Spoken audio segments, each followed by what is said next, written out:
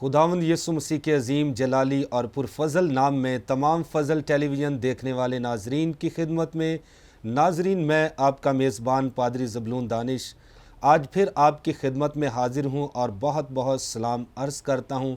تو ناظرین، جیسا کہ آپ جانتے ہیں کہ آج کا دن ایک بڑا خوبصورت اور اہم دن ہے اور ایسٹر کی خوشیوں میں آپ سب شریک ہیں، اور فرسٹ آف آل اس شو کو سٹارٹ کرتے ہی میں آپ سے کہنا چاہتا ہوں کہ آپ سب کو میری طرف سے اور خدا کے خادم جس کا ابھی میں تعارف بھی کرواؤں گا، آپ کو ایسٹر کی ڈھیروں خوشیاں مبارک ہوں۔ میں ایمان رکھتا ہوں کہ آپ اس پرفضل دن میں جوش و خروش سے اس کو سیلیبریٹ کر رہے ہیں اور کریں گے بھی، اور خدا کے نام کو عزت اور جلال ملے گا۔ تو ناظرین، آج جو گیسٹ میرے ساتھ موجود ہے اس ایسٹر کے موقع پر، خدا کے خادم پیارے بھائی پروفیسر پادری ٹونی ولیم صاحب، جو کسی تعارف کے محتاج نہیں، ملک پاکستان کے مختلف اداروں میں، مسیحی بیسیکلی اداروں میں کلام کی خدمت کرتے ہیں، ٹیچنگ دیتے ہیں، اور بے شمار ان کے ہاتھوں سے اسٹوڈنٹ نکلے ہیں جنہوں نے بائبل مقدس کو سیکھا اور آج ملک پاکستان میں، دنیا میں انجیل پھیلا رہے ہیں، سکھا رہے ہیں، اور خدا کے نام کو عزت اور جلال مل رہا ہے اور خدا کی بادشاہی کو وسعت مل رہی ہے۔ تو ناظرین، میں ایمان رکھتا ہوں کہ آپ یقیناً آج اس ایسٹر کے موقع پر جب عید قیامت المسیح پر ہم بات کریں گے، ضرور آپ برکت پائیں گے۔ اس سے پہلے کہ ہم کلام خدا کی جانب بڑھیں، میں اپنے گیسٹ کو، خدا کے خادم پادری ٹونی ولیم صاحب کو ویلکم کرتا ہوں۔ ویلکم پادری صاحب۔ تھینک یو، میں شکر گزار ہوں سب سے پہلے خداون کا کہ اس نے ایک خوبصورت دن بخشا جس میں آپ کے ساتھ اس پروگرام میں شریک ہو سکیں۔ فضل ٹی وی کے لیے اور اس کی ساری ٹیم کے لیے، بہن مہوش کے لیے، بھائی عمران کے لیے، کہ انہیں خداون نے فضل دیا کہ وہ اس ٹی وی کے ذریعے سے خدمت کا ایک میدان سجا سکیں۔ آمین۔ تو پادری صاحب، بے شمار لوگ ہمیں واچ کر رہے ہیں، دیہاتوں سے، گاؤں سے، شہروں سے، ملک پاکستان سے، اور بھی کئی ممالک سے۔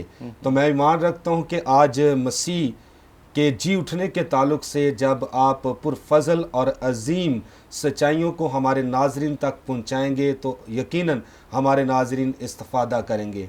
تو فرسٹ آف آل میں چاہتا ہوں کہ جو مسیحی لوگ ہیں، مسیح کی مصلوبیت یا مردوں میں سے جی اٹھنے کے تعلق سے وہ کیوں مسیح پر ایمان رکھتے ہیں کہ یسوع مسیح مردوں میں سے جی اٹھا ہے، کیونکہ ابہام بھی پائے جاتے ہیں، مختلف لوگ مختلف رائے رکھتے ہیں۔ تو میں چاہتا ہوں کہ آج اکارڈنگ ٹو دا بائبل ہمارے ناظرین کو بتائیں کہ حقیقت میں مسیحی لوگ اس لیے مسیح کی مصلوبیت پر ایمان رکھتے ہیں کہ وہ حقیقی نجات دہندہ اس دنیا کا ہے۔ ہر ایمان کی کوئی نہ کوئی خوبی یا کوئی نہ کوئی خصوصیت ایسی ہوتی ہے جس کے بغیر وہ ایمان جو ہوتا ہے وہ بالکل خالی ہوتا ہے۔ ہمارا جو مسیحی ایمان ہے، اگر ہم خداوند کے کلام کو دیکھیں تو کرنتھس کی کلیسیا کے نام پولس رسول کا پہلا خط 15واں باب اور 17ویں آیت میں لکھا ہے، اگر مسیح نہیں جی اٹھا تو تمہارا ایمان بے فائدہ ہے۔ اور یہاں ایک حقیقت کو یاد رکھنا چاہیے کہ جی اٹھنے کے لیے پہلے مرنا بہت ضروری ہے، اور یہ دونوں چیزیں آپس میں جڑی ہوئی ہیں۔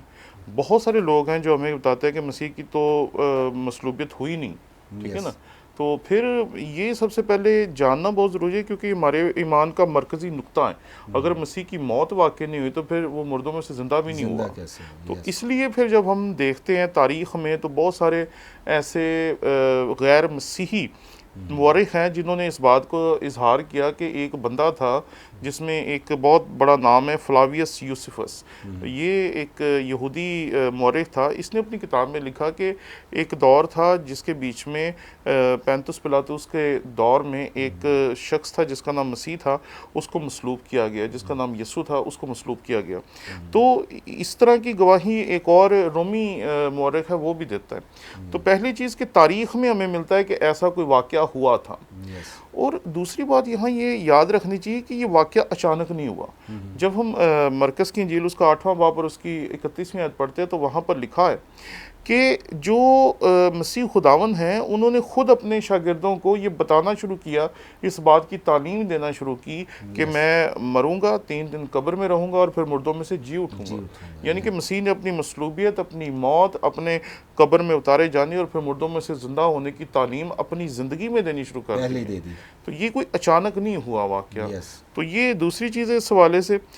اور دو باتیں اور میں آپ کی خدمت میں عرض کرنا چاہتا ہوں. پہلی چیز، کئی دفعہ لوگ سائنس کے ذریعے سے چیزوں کو دیکھنا چاہتے ہیں اور لوگ کہتے ہیں جی سائنٹیفکلی دیکھنا چاہیے. تو اگر ہم ہر ایک چیز کو سائنٹیفکلی دیکھنے کی کوشش کریں گے تو سائنس دراصل تین چیزوں سے نتیجے اخذ کرتی ہے. پہلا طریقہ وہ مشاہدہ کرتی ہے کسی بھی چیز کا. جب بھی سائنسدانوں کے سامنے کوئی چیز آتی ہے وہ اس کو دیکھتے ہیں، اس کا مشاہدہ کرتے ہیں، پھر اس کے مشاہدے کے بعد وہ اس کا تجزیہ کرتے ہیں یا اس پہ تجربات کرتے ہیں. یعنی کہ یہ چیز اگر ایسی ہے تو یہ ایسی ہوئی کیسے، بنی کیسے، یہ واقع کیسے ہوئی. تو اگر وہ مشاہدہ کسی چیز کا کر سکتے ہیں، اسے دیکھ سکتے ہیں، اس کے اوپر تجربات کر سکتے ہیں اور پھر اس کے تجربات کو باقاعدہ وہ نوٹ کرتے ہیں، بار بار لکھتے ہیں یہ کیمیکل ڈالنے پہ ایسا ہوا، ایسا کرنے پہ ایسا ہوا، ایسی مشین کو اس طرح چلانے سے ایسا ہوا. تو سائنسدان جو ہیں وہ صرف تین چیزوں سے ہی حقائق تک پہنچتے ہیں. پہلی چیز مشاہدہ، دوسری چیز تجربات، اور تیسری چیز جو وہ حقائق نوٹ کرتے ہیں یا جو چیزیں وہ لکھتے ہیں بار بار، اور پھر اس حقائق کو دیکھ کر وہ کسی بھی چیز کی سچائی یا جھوٹ کو ثابت کرتے ہیں. اب مسیح خداوند کی مصلوبیت اور جو قیامت ہے یہ ناپی نہیں جا سکتی، کیونکہ 2000 سال بعد اگر آپ ان چیزوں کا تجزیہ کرنا چاہیں تو آپ کے پاس کوئی پرفیکٹ علم ہونا چاہیے. تو کوئی بھی علم ایسا نہیں ہے جو کہ پرفیکٹ ہو، اور سائنس تو ایسا علم ہے جو پرفیکٹ ہے ہی نہیں. اس میں ایک بات جو ایک دور میں کہی جا رہی تھی وہ بات ایک دوسرے دور میں غلط ثابت ہو جاتی، تبدیل ہو جاتی. ہاں جی. کچھ صدیاں پہلے کہا جاتا تھا کہ جی کہ جتنے بھی یہ ارسطو جو کہ تقریباً 2000 سال سے بھی پرانا ایک فلاسفر ہے، اس نے کہا کہ پانی سے خود بخود مچھلیاں پیدا ہو جاتی ہیں. ڈارون نے کہا کہ نہیں جی ایسے نہیں ہوتا، لیکن اس سے ملتے جلتے کچھ خیالات کا اظہار اس نے بھی کیا کہ انسان خود بخود وجود میں آ گیا. لیکن بعد میں سائنسدانوں نے کہا بھی ایسا ہو نہیں سکتا، انہوں نے اس کو پھر غلط ثابت کر دیا. تو سائنس تو خود ایسا علم ہے جس کے بیچ میں اہلیت کی کمی ہے. تو پھر اس کی بنیاد پہ ہم کس طرح اپنے مذہب کو جانچ سکتے ہیں، پرکھ سکتے ہیں. اور آخری چیز جو اس ضمن میں ہے کہ معجزات کا جب ہم امکان سمجھتے ہیں کہ معجزہ ہو سکتا ہے، آپ نے بھی دیکھا، میں نے بھی دیکھا، میں نے اپنی زندگی میں دیکھا ہے کہ ہماری عبادات میں جب ہم خداوند کے لوگوں پہ دعائیں کرتے ہیں، جب خداوند کے لوگوں کے اوپر ہاتھ رکھتے ہیں، جب خداوند کے لوگوں کے لیے آنسو بہاتے ہیں، تو لوگوں کی زندگی میں آج بھی معجزات ہوتے ہیں. اور میرے نزدیک انسانیت نے جو معجزات دیکھے اس میں سب سے حیران کن اور عجیب معجزہ جو تھا وہ مسیح خداوند کا مردوں میں سے زندہ ہونا تھا. کیونکہ یہ باقی تمام جو مردے زندہ ہوئے تھے ان سے منفرد تھا. باقی تمام زندہ ہوئے اور کچھ عرصے کے بعد مر گئے، لیکن مسیح خداوند جب مردوں میں سے زندہ ہوئے تو یہ جلالی بدن میں زندہ ہوئے، اور اس کے بعد اب موت کا ان پہ کوئی اختیار باقی نہیں. Thank you very much. تو ناظرین بڑا خوبصورت آپ نے آنسر سنا ہے کہ یسوع مسیح نے اپنی موت سے پہلے بتا دیا تھا کہ میں مر جاؤں گا اور پھر تیسرے دن مردوں میں سے جی اٹھوں گا. اور اس کے ساتھ ہی پادری صاحب تھوڑا سا ہم آگے بڑھیں گے. مسیح خداوند تو مصلوب ہوئے، اس کو قبر میں رکھا گیا.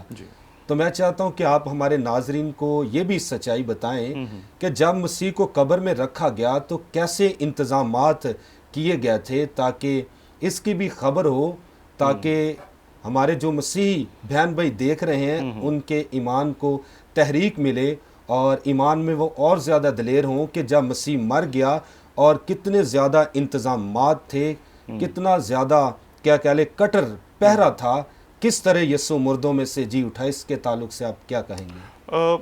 تھوڑا سا اگر ہم پیچھے جائیں تو ایک اور بڑی دلچسپ بات ہمیں پتہ چلتی ہے. مسیح کو گرفتار کرنے کے لیے 3 پیادے نہیں تھے گئے.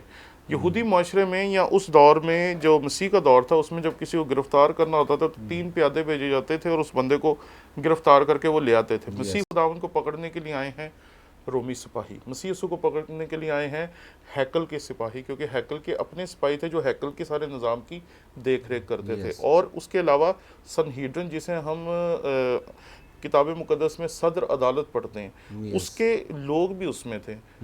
کیونکہ جب آپ مسیح خداوند کو گتسمنی میں دیکھیں گے تو وہاں 2 طرح کے لوگ آپ کو نظر آتے ہیں. کچھ کے پاس لاٹھیاں تھیں جو یہودی فوجی ہوں گے، کچھ کے پاس تلواریں تھیں جو رومی سپاہی ہوں گے، اور ان کے علاوہ جو بھیڑ تھی وہ یہودی تھے جو با اثر تھے. وہ سمجھتے تھے کہ کسی قسم کی رکاوٹ نہ آئے درمیان میں. اگر کوئی پوچھے کہ کیوں لے کے جا رہے ہو تو وہ وہاں تھے کہ ہم خود اس مسئلے کو ہینڈل کر لیں گے. دوسری چیز، کئی دفعہ لوگ ہمیں کہتے ہیں کہ مسیح خداوند کو تھوڑی دیر کے لیے مصلوب کیا گیا، اس کے بعد اتار لیا گیا، وہ صلیب پہ مرا ہی نہیں. تو یہ بات یاد رکھے کہ مسیح خداوند سیاسی قیدی بھی تھا اور مذہبی قیدی بھی تھا. مسیح خداوند کو دونوں طرح کی کی عدالتوں میں پیش کیا گیا، اور یہودی چاہتے تھے کہ صبح ہونے تک جب وہ لوگ جو مسیح خداوند کے پیرو تھے، جنہوں نے مسیح خداوند کو شاہانہ داخلے کے ساتھ یروشلم میں داخل کیا تھا، وہ جو لوگ ہیں جب وہ صبح اٹھیں گے اور مسیح کو گرفتار دیکھیں گے تو وہ تو شور مچائیں گے، اس لیے انہوں نے راتوں رات ہی سب کچھ کور کرنے کی کوشش کی۔ اور مسیح خداوند کی مصلوبیت کے وقت جب آپ جانتے ہیں کہ ایک بڑا طوفان آ گیا، تو جو دو ڈاکو تھے مسیح کے دائیں اور بائیں، ان کی ٹانگیں توڑ کے ان کو اتار لیا گیا، تو پھر مسیح کی موت کو کنفرم کیا گیا، اور کنفرم کرنے کے لیے انہوں نے اس کو نیزہ مارا۔ اگر آپ یوحنا کی انجیل 19واں باب اور 34ویں آیت کی تلاوت کریں تو وہاں ملتا ہے کہ انہوں نے جب اسے نیزہ مارا تو اس کے جسم سے خون اور پانی بہہ نکلا۔ یہ بات یاد سمجھنے کی ہے کہ خون تو انسانی جسم میں ہوتا ہے، لیکن انسانی جسم میں پانی نہیں ہوتا جی۔ یہ پانی کہاں سے آ گیا؟ کیونکہ ہمارے کوئی تھیلیاں تو ہیں نہیں کہ جس میں سب چیزیں بھری ہوں۔ پانی جیسے جاتا ہے وہ جسم کا حصہ بن جاتا ہے، اور جو کچھ ہم کھاتے ہیں وہ جسم کا حصہ بن جاتا ہے۔ تو انہوں نے اصل میں جب مسیح خداوند کو نیزہ مارا تو نیزہ یہاں سے سیدھا دل تک مارا، اور دل کے گرد ایک جھلی ہوتی ہے جس کے بیچ میں ایک پانی نما مادہ ہوتا ہے جو دل کی حفاظت کرتا ہے۔ تو انہوں نے جب نیزہ مارا تو وہ یہاں سے سیدھا دل کے اندر چلا گیا، اور وہ جو مایا تھا یا جو اپنا کیا کہتے ہیں محلول تھا جو کہ دل کی حفاظت کے لیے ہوتا ہے، وہ اس نیزے کی وجہ سے بہہ نکلا، تو خون بھی بہہ نکلا اور پانی بھی بہہ نکلا۔ اس طریقے سے مسیح کی موت جو تھی اس کو کنفرم کیا گیا۔ اس کے بعد دوسری چیز ہم دیکھتے ہیں کہ مسیح خداوند کو جس قبر میں رکھا گیا وہ چٹان میں کھودی ہوئی قبر تھی، تاکہ اسے کوئی توڑ کے بیچ میں سے نکال نہ لے۔ یہودی ہماری طرح کی قبریں نہیں تھے بناتے، وہ چٹان کے بیچ میں قبر بناتے تھے، ٹھیک ہے جی۔ تو اس کو ایک مضبوط قبر میں رکھا گیا تاکہ کوئی یہاں سے اس کی لاش کو نکال نہ لے، ٹھیک ہے جی۔ اس کے بعد ایک اور چیز ہے کہ مسیح یسوع کو باقاعدہ یہودی طریقہ کار سے کفنایا گیا۔ یہ بات سمجھنے کی ہے کہ سبت کے دن بھی اگر کوئی شخص مر جاتا تھا تو یہودی جو تھے انہوں نے تالمود میں یہ اجازت دی تھی یہودی ربیوں نے کہ سبت کے دن بھی اگر کوئی مر جائے تو اس کی لاش کو نہا کر صاف کر کے اور صحیح طرح مسالے لگا کر دفنایا جائے۔ اس چیز کی اجازت انہوں نے دی تھی اپنے لوگوں کو سبت کے دن میں۔ تو مسیح خداوند کو بھی باقاعدہ یہودی طریقے کے مطابق دفنایا گیا، اور اس کے بعد جب اسے جس قبر میں رکھا گیا کچھ 4.5-5 فٹ کا اس میں رستہ تھا، اس رستے کو کور کرنے کے لیے جو پتھر ہوگا وہ کافی بڑا ہوگا، کیونکہ 4.5-5 فٹ کافی اونچائی ہوتی ہے، تو اس کو کور کرنے کے لیے بہت لمبا پتھر رکھا گیا ہوگا، یا جیسے ہم اکثر فلموں میں دیکھتے گول پتھر رکھا گیا ہوگا، اور وہ کافی وزنی ہوگا۔ میں پڑھ رہا تھا کسی جگہ پہ کہ 4 یا 5 فٹ کے رستے کو کور کرنے کے لیے جو پتھر استعمال ہوا ہوگا وہ خود تقریباً 2 ٹن سے کم کا نہیں ہو سکتا۔ تو آپ اندازہ لگا سکتے ہیں کہ انہوں نے جس طرح بھی ہو سکتا تھا اسے کور کرنے کی کوشش کی۔ اس کے بعد پھر رومی سپاہی مقرر ہوئے، ٹھیک ہے جی، تاکہ وہ اس کی حفاظت کرے۔ انہوں نے یہودی سپاہیوں کو وہاں سے بھگا دیا، کیونکہ رومی سپاہی تھے جن کے پاس تلوار ہوتی تھی اور انہیں کسی کو بھی قتل کرنے کا، کسی کو بھی جان سے مار دینے کا اختیار حاصل تھا، لیکن یہودیوں کو یہ اختیار حاصل نہیں تھا۔ تو آخری چیز جو یہاں ہمیں نظر آتی ہے اس کے اوپر مہر لگائی گئی۔ مہر جو تھی یہ رومی افسر خود لگاتا ہوتا تھا، کیونکہ وہ جب اس کے اوپر انہوں نے صحیح طرح سارا نظام کر لیا تو اس سارے مہر لگانے کے نظام کو چیک کیا ہوگا پہلے افسر نے۔ چیک کرنے کے بعد اس نے اپنی مہر لگائی جو عام طور پر اس کی انگوٹھی پہ ہوتی تھی، اس نے وہ وہاں مہر لگائی تاکہ وہ جو اپنا کیا کہتے ہیں قبر ہے وہ اب سیل ہو جائے۔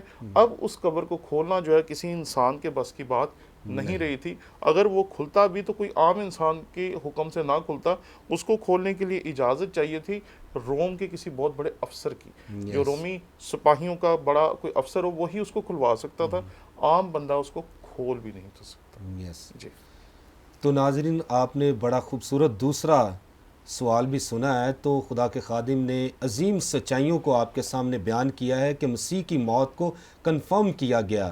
بیسیکلی پکڑنے کے لیے خدا کا خادم بتا رہا تھا 3 پیادے جاتے تھے، لیکن مسیح کو پکڑنے کے لیے کئی پیادے گئے اور اس کو قبر میں رکھا گیا، ایک بڑا وزنی پتھر قبر پر رکھا گیا، اور اس کے بعد رومی سپاہیوں کے پیرے لگائے گئے۔ یہ میں کہنا چاہتا ہوں کہ پوری حکومت جو تھی یہ انوالو تھی یسوع مسیح کی موت کے سلسلے میں، تاکہ اس نے کہا تھا کہ میں تیسرے دن مردوں میں سے جی اٹھوں گا۔ تو پادری صاحب بڑے شکوک بھی پیدا ہوتے ہیں، اور مسیح کے جی اٹھنے کے ثبوتوں کے تعلق سے آپ کیا آج ہمارے ناظرین کو کہیں گے، کیونکہ اس دور میں بڑے شکوک بھی پیدا ہوئے تھے کہ مسیح یسوع مسیح کی لاش کو کوئی چرا کر لے گیا، یہ ہو گیا وہ ہو گیا۔ اکارڈنگ ٹو دا بائبل میں چاہتا ہوں کہ ان ثبوتوں کے تعلق سے آپ کیا ناظرین کو تحریک بخشیں گے یا ان کے ایمان میں اضافہ کریں گے؟ اس میں سب سے آخری چیز جو ہم نے پچھلے سوال کے جواب میں دیکھی، ادھر سے ہم شروع کریں گے کہ اس کے اوپر مہر لگائی گئی تھی، اور مہر بہت مضبوط تھی، اسی لیے لگائی گئی تھی۔ وہ کوئی ہمارے جیسے بچے یہاں ٹیبلو کرتے ہیں، ڈرامہ کرتے ہیں، وہاں ڈرامہ نہیں تھا ہو رہا، وہاں ایک ایسے قیدی کو رکھا گیا تھا جس نے یہ دعویٰ کیا تھا کہ میں تیسرے دن مردوں میں سے جی اٹھوں گا۔ اس لیے یہودیوں نے وہاں پر باقاعدہ حفاظت کا انتظام کروایا تھا، مہریں لگائی تھی تاکہ اس کو کوئی کھول نہ سکے۔ دوسری چیز کہ مسیح خداوند کی جو قبر ہے، جب وہ صبح جاتی ہیں عورتیں مسیح خداوند کے جسم کو خوشبو لگانے کے لیے، کیونکہ یہودی طریقہ کار تھا کہ وہ جس دن دفن کرتے تھے اس کے 3 دن بعد جا کے وہ اس کے جسم کو خوشبوئیں لگایا کرتے تھے تاکہ جسم پہ سے گوشت ختم ہو جائے۔ یہودی جو تھے وہ ہڈیاں سنبھالتے تھے، مصری جو تھے پورا جسم سنبھالتے تھے، یہ فرق ہے دونوں میں۔ تو مسیح خداوند کے جسم کو جو خوشبوئیں لگائی گئیں وہ اس لیے تھی تاکہ جلدی جلدی جسم ختم ہو جائے اور اس کی ہڈیاں وہ سنبھال کے رکھ سکیں۔ تو یہ جب جاتی ہیں خواتین مسیح یسوع کی قبر کے اوپر، تو وہاں پر وہ دیکھتے قبر خالی، تو وہ کہتے قبر خالی کیسے ہو گئی؟ ان کے لیے ناممکن بات تھی۔ پہلی بات وہاں مہریں لگی تھی، دوسری بات جب وہ جاتے تو قبر خالی ہوگی، قبر خالی کیسے ہوگی؟ اس کے پیچھے سے مردہ گیا کہاں؟ ٹھیک ہے نا؟ تو اس کا ہمیں آج تک کوئی مؤثر جواب دے نہیں سکا، ٹھیک ہے؟ تو یہ اصل میں وہ ثبوت ہیں جو ہمیں ملتے ہیں۔ اس کے بعد دیتے کہ جو 2 ٹن کا پتھر تھا وہ ہٹایا کس نے؟ وہ رومی سپاہی تو ہٹا سکتے ہیں، لیکن وہ عام عورتیں نہیں ہٹا سکتی۔ اگر کوئی کہتا ہے کہ جی مسیح کے شاگردوں نے ہٹایا، تو جب مسیح کے شاگردوں نے ہٹایا تو رومی سپاہی کہاں تھے؟ انہوں نے انہیں مارا کیوں نہیں؟ کیونکہ میں نے آپ کی خدمت میں عرض کیا کہ رومی سپاہیوں کے پاس قتل کرنے کا، مارنے کا اختیار تھا، لیکن جو ہیکل کے سپاہی تھے ان کے پاس اختیار نہیں تھا، اس لیے ان کے پاس ڈنڈے تھے، ان کے پاس تلواریں تھیں۔ اب یہاں جو پوائنٹ سب سے زیادہ اہم ہے وہ یہ ہے کہ وہاں جو پتھر جب ہٹایا گیا تو سپاہیوں نے ریزسٹ کیوں نہیں کیا؟ پھر ایک اور بات ہے کہ سپاہی بھاگ کیوں گئے؟ یہ بڑی عجیب بات ہے، سپاہی وہاں سے بھاگ کیوں گئے؟ کیونکہ وہاں سیل لگی تھی، اور سیل کا مطلب تھا کہ جب یہ سیل لگ جاتی ہے تو اس کے بعد اس سیل کی حفاظت کرنا وہاں جو سپاہی تھے ان کی ذمہ داری تھی کہ اپنی جان دے دیتے لیکن وہاں سے نہ ہٹتے، کیونکہ اگر وہ اس طرح کی کوئی حکم عدولی کرتے تو اس کے جرم میں ان کو بھی مار دیا جانا تھا، ان کی سزا یہ تھی کہ ان کو قتل کر دیا جائے، لیکن پھر بھی وہ بھاگ گئے کیونکہ خوف تھا، ڈر تھا۔ پھر مسیح خداوند کا کفن جب آ کر دیکھتے شاگرد، تو 2 شاگرد آ کر دیکھتے ہیں۔ ایک شاگرد جب آ کے دیکھتا ہے تو کفن پڑا ہوا ہے اور وہ سیٹسفائیڈ ہو جاتا ہے کہ بھئی کفن ادھر ہے تو بس ٹھیک ہوگا، لیکن جب اس کے پیچھے پطرس آتا ہے تو وہ اندر جا کے دیکھتا ہے کہ کفن تو ہے، تو وہاں رومال جو ہے نا وہ ایسے فولڈ ہوا ہوا پڑا ہوتا ہے۔ تو اسے یہ نہیں سمجھ آتی کہ اگر کوئی جسم کو بیچ میں سے نکال کے لے کے گیا ہے تو یہ رومال یہاں طے کر کے کیسے رکھ گیا؟ کیونکہ اگر کوئی چوری کرتا تو جلدی جلدی میں چوری کرتا، اگر کوئی جانور ایسا کرتا تو وہ تو سارا کفن پھاڑ پھوڑ دیتا، لیکن نہ کفن پھٹا ہے۔ سوری ٹو سے یہاں پر ایک اور بھائی صاحب میں بات کرنا چاہتا ہوں کہ آج کل کے تو کفن ویسے ہی پنا دیتے ہیں، وائٹ کیا کہلے لیتے ہیں تو پورا اور بند کھول دیتے ہیں، اور پرانے دور میں اور آج کے دور کے کفن میں میں چاہتا ہوں کہ اس کو بھی ڈیفائن کر دیں کہ اس کفن میں اور آج کے دور کے کفن میں کیا فرق ہے؟ یہودی اصل میں نا پٹیاں استعمال کرتے ہوتے تھے، اور وہ یہ کرتے تھے کہ جیسے انسان کو لٹاتے تھے اور اس کے اپنا کیا کہتے ہیں دونوں پاؤں جو تھے ان کو جوڑ کرنا، تو وہاں سے پھر ان کو لپیٹنا شروع کرتے تھے، خوشبوئیں لگاتے جاتے تھے، جی خوشبوئیں لگاتے جاتے تھے، لپیٹتے جاتے تھے اور یہاں تک لپیٹ دیتے تھے، یہاں سے لے کے نیچے تک جسم کو یوں کر کے وہ لپیٹ دیتے تھے، اور اس میں جو کہ خوشبوئیں لگاتے تھے اس لیے وہ جو کفن تھا نا وہ پلستر جیسے ہم لوگ کرواتے ہیں نا بازوؤں کے اوپر، پلاسٹر جسے ہم لوگ کہتے ہیں انگریزی زبان میں، وہ اس طرح کے پلستر کی طرح سخت ہو جاتا تھا، اور آپ دیکھیں کہ یہاں تک اس کو اپنا پاؤں سے لے کے یہاں تک کور کیا ہوا ہے، تو پھر یہاں سے اوپر تو باڈی نکالی نہیں جا سکتی، اور اگر نیچے تک کفن ٹھیک ٹھاک ہے، سلامت ہے، تو پھر نیچے سے بھی نہیں نکالا جا سکتا، کیونکہ نچلا حصہ چھوٹا ہوتا ہے، ٹانگیں جب جوڑ کے کرے تو وہ تو تھوڑا، اور یہ آپ کو پتا ہے ہمارے شانے چوڑے ہوتے ہیں، تو پطرس کو یہ سمجھ نہیں آیا کہ اسے اس کفن سے نکالا تو نکالا کیسے؟ اور دوسری بات کہ اگر کسی جانور نے نکالا، کسی چور نے نکالا، تو آپ دیکھیں یہاں چھوٹی سی بات ہے، اور اس کے بارے میں کوئی اتنی زیادہ بحث کرنے کی بھی بات نہیں ہے کہ اگر کسی کو لاش چرانی تھی تو وہ کفن کے ساتھ چرانا زیادہ آسان تھا، کیونکہ بے لباس بندہ تو ویسے ہی بڑی جلدی لوگوں کے نوٹس میں آ جاتا ہے کہ بھئی اس نے کپڑے کیوں نہیں پہنے ہوئے، لیکن مسیح خداوند کی لاش کو لے جایا ہی نہیں گیا۔ اور دوسری بات جس کے لیے وہ پریشان ہو گیا تھا وہاں پر، وہ رومال تھا، کہ اگر یہ رومال جو مسیح کے چہرے پہ بندھا تھا یہاں یہ طے کیا ہوا کس نے رکھا؟ تو یہ ساری باتیں دیکھ کر وہ سمجھ گیا کہ یہاں کچھ اور ہوا ہے جو انہوں نے پہلے کبھی دیکھا نہیں تھا، سمجھا نہیں تھا، سوچا نہیں تھا۔ اور پھر ہم دیکھتے مسیح خداوند اپنے مردوں میں سے زندہ ہونے پہ سب سے پہلے عورتوں پہ ظاہر ہوتے ہیں، پھر اپنے شاگردوں پہ ظاہر ہوتے ہیں۔ تو یہ ساری باتیں ہیں جو ہمیں بتاتی ہیں کہ یہ ثبوت ہیں مسیح خداوند کے مردوں میں سے زندہ ہونے کے۔ اب شکوک کی بات کر لیتے ہیں۔ پہلا شک جو لوگ ہمارے دلوں میں ڈالتے ہیں وہ کہتے ہیں کہ شاگرد جو تھے وہ غلط قبر پہ چلے گئے تھے، ٹھیک ہے۔ اب یہ بڑا مزیدار سا کیا کہتے ہیں ایک لطیفہ ہی میں کہوں گا، اسے اعتراض تو نہیں ہے یہ کہ یہ کبھی ہو ہی نہیں سکتا کہ اپنا ہمارے کسی عزیز کی قبر ادھر ہو اور ہم اس کے ساتھ والی قبر کو جا کے پھول شول چڑھائیں۔ میں نے تو آج تک دنیا میں ہی نہیں دیکھا۔ تو یہ کیسے ہو سکتا ہے کہ مسیح یسوع کے شاگرد اور بالخصوص عورتیں جنہوں نے مسیح خداوند کو کفنانے میں وہاں اپنا کردار ادا کیا تھا، وہ کیسے اس کی قبر کو بھول سکتی ہیں؟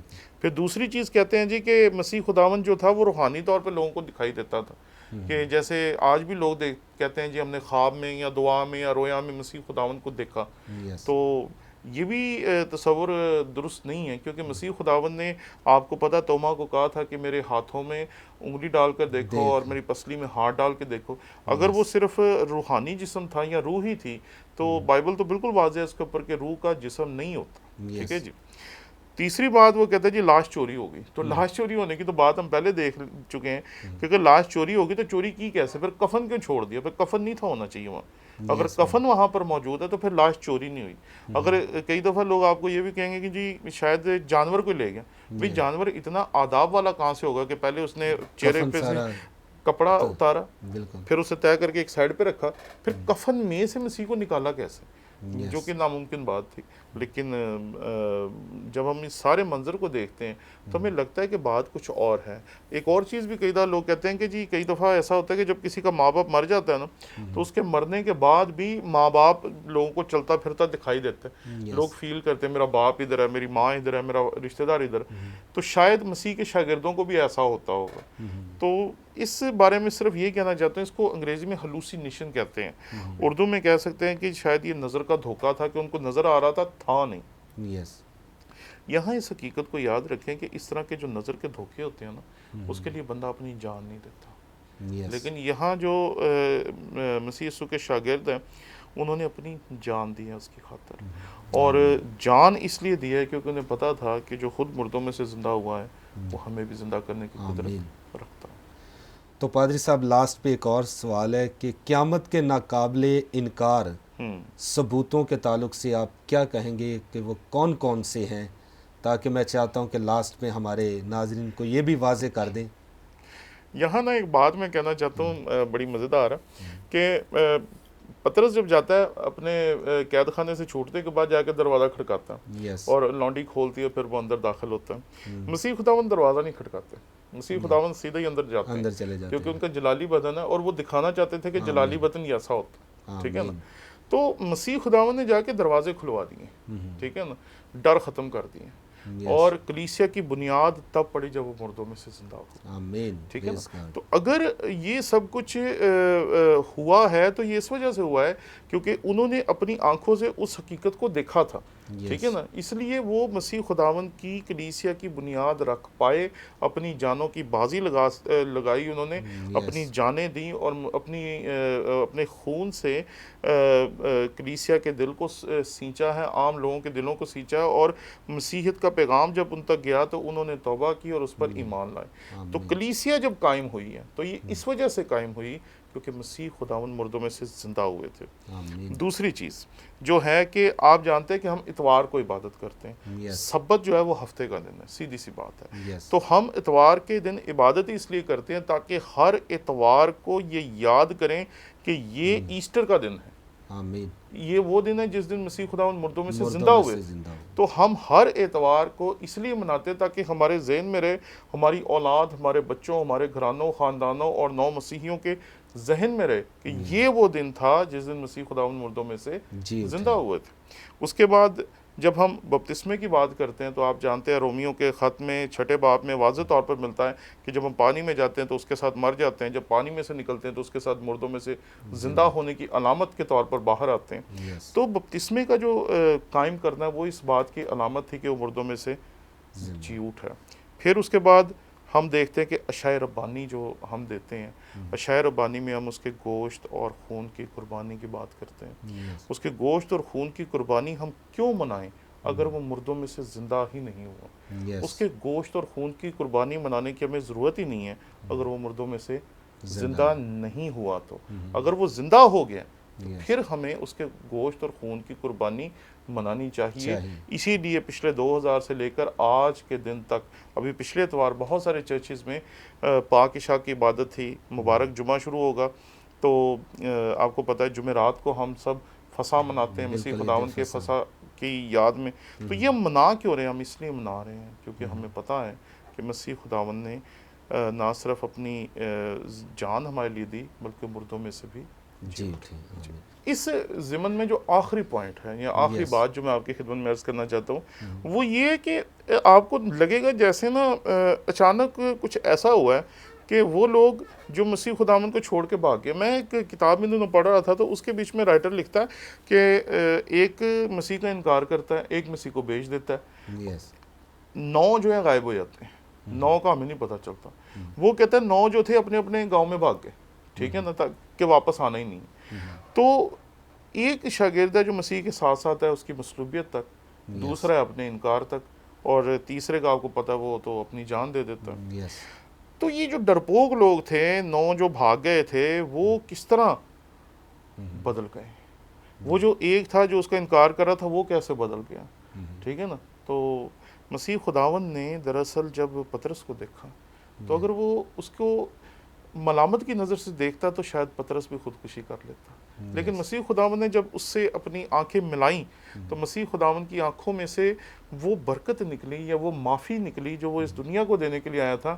اور اس معافی کو پطرس نے ایک طرح سے قبول کیا، اس لیے اس نے خودکشی نہیں کی بلکہ اپنی جان مسیح کے لیے دے دی. مسیح خداوند دراصل زندگیاں بدلتا رہا ہے. اس نے ابتدائی کلیسیا کی زندگی بدلی، میری بدلی، آپ کی بدلی، اور وہ زندگیاں بدلنے والا خدا ہے. تو زندگیاں بدلنے کی جو قدرت ہے وہ یہ ظاہر کرتی ہے کہ وہ مردوں میں سے جی اٹھا. آمین. تھینک یو ویری مچ پادری صاحب، آپ نے قیمتی وقت نکالا اور آج ہمارے ناظرین کو عمیق سچائیاں بتائیں کہ یسوع حقیقت میں مردوں میں سے جی اٹھا ہے. میری دعا ہے کہ خدا آپ کو، آپ کی فیملی کو، آپ کی خدمت کو وسعت بخشے اور زیادہ اپنے جلال کے لیے آپ کو استعمال کریں. تو جی ناظرین، بڑی خوبصورت سچائیاں آپ نے سنی ہیں. اور فرسٹ آف آل جب خدا کے خادم نے آیت ایک کوڈ کی ہے، پالوس کہتا ہے اگر مسیح مردوں میں سے جی نہ اٹھتا تو تمہارا ایمان اور ہمارا ایمان سمجھ لیجئے کہ بے فائدہ ہے. یسوع مسیح نے اپنے مرنے سے پہلے کہہ دیا تھا کہ میں تیسرے دن مردوں میں سے جی اٹھوں گا. تو یسوع مسیح مردوں میں سے جی اٹھا ہے، اسی لیے پوری دنیا میں آج کے دن کو خوبصورت انداز سے سیلیبریٹ کیا جا رہا ہے. یاد رکھیے مسیحی بہن بھائیوں کا سر فخر سے اس لیے اٹھتا ہے کہ یسوع مسیح مردوں میں سے جی اٹھا ہے اور اس کی قبر آج بھی اس دنیا میں خالی ہے. اور ضرور اس دن کو خوب انجوائے کیجئے بڑے احسن طریقے سے، کیونکہ آپ کا اور میرا یسوع مردوں میں سے جی اٹھا ہے. میری دعا ہے خدا کے خادم کے ساتھ مل کر کہ یہ ایسٹر کی خوشیاں آپ کو ڈھیروں مبارک ہوں اور آپ خوب ترقی کریں اور خداوند کے نام کو عزت اور جلال دیں. اپنا خیال رکھیے گا. تو ناظرین، اب وقت ہوا چاہتا ہے لے گے آپ سے اجازت، پھر ملیں گے نئے پروگرام کے ساتھ، نئے مہمان کے ساتھ. God bless you all. Pakistan زندہ باد.